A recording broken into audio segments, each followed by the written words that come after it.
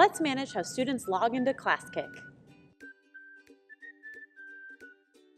My student Diana can clutter my roster by logging in with different or silly names. You can correct a student's name by tapping it, or delete a student by swiping left.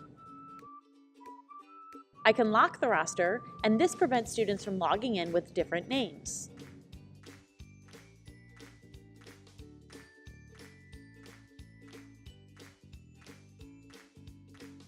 Other times, Diana logs in as her classmate Alyssa and interferes with Alyssa's work.